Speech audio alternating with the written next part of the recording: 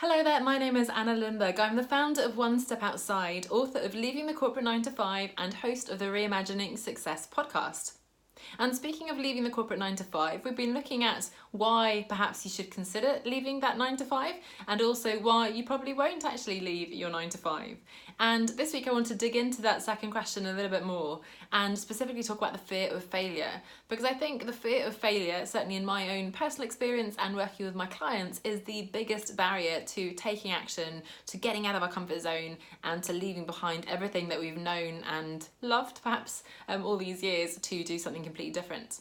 And breaking down then what actually fear of failure means, it looks like, I think, making the wrong choice and ruining your career prospects forever, failing in the business itself, not getting enough clients, not making enough money, and then having to crawl back to another corporate job essentially. And the thing that makes this worse, of course, is that it's public failure. We really feel that other people are judging us.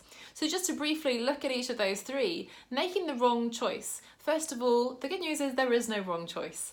And secondly, if there is, you're the one who gets to decide. So I always talk about defining success, what success looks like for you, and you're the one who gets to decide what's right for you. And in fact, probably and definitely, in fact, there is no one right answer. There are many different paths that you could take, and they're simply alternatives. Just like I think there's no one soulmate, perhaps romantically, and you have many different partners who could be right, and you'll make that person right by being with them, by growing together. Likewise, if you choose a particular type of business, a particular path in life, then you're going to make that your own. You're going to make that the right choice for you. The second part of that, of course, is that it is not permanent. You can absolutely go back to a corporate job if you want to, and it's not really going back. It's certainly not a failure to do so. You've done an incredible thing. You've experienced this new business, and you've learned things, you've met new people and so on, and you can bring those skills and the extra confidence you've got from actually having gone out there and done this to another role. So don't feel that this is the the one choice that you're going to make and you can never go back. Actually, many people I know have gone back, as if you want to call it going back, and been really happy to do so. And in fact, recruiters and employers are very interested to hear about your experience during that time you took out of the sort of traditional route, I suppose, everyone else has been doing. So that's making the wrong choice. There is no wrong choice. You get to decide, and you know what, it's not permanent. You can actually make a different choice later on. Now, secondly, failing in your business, not having enough clients and enough money. And here I think you need to define what enough is, because it's very easy to fail if you don't actually know how much you need. So being super clear on your income targets, how much do you need to earn, how much do you want to earn, what does that look like in terms of clients and so on. And then secondly, yes, it is actually going to take longer than you think. So a lot of people will give up and think, you know what, I failed because I didn't get the 300 clients in the first week of doing business. I haven't got those 6 figures in the first 6 weeks.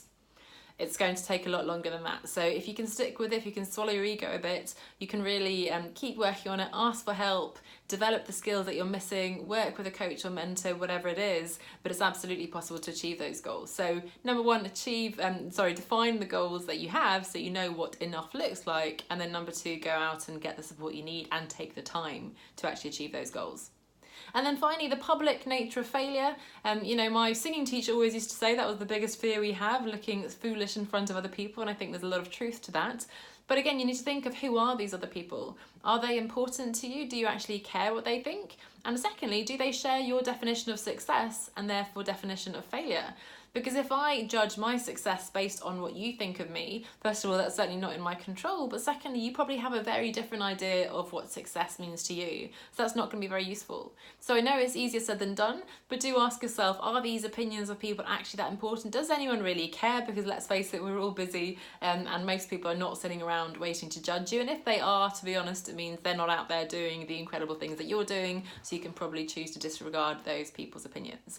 So looking at the fear of failure this week, making the so-called wrong choice. There is no wrong choice. Failing in your business, what actually does that mean? And that public aspect of failure. I'd love for you to come on over to the Facebook group One Step Outside. So you can search One Step Outside on Facebook, or you can go to onestepoutside.com/community, where we're a group of like-minded people working on that escape from the so-called corporate 9 to 5, reimagining success and creating that freedom, flexibility and fulfillment that I'm always talking about. Hope to see you over in the group, and I'll see you back here next week as we continue exploring this idea of leaving that 9 to 5. Bye for now.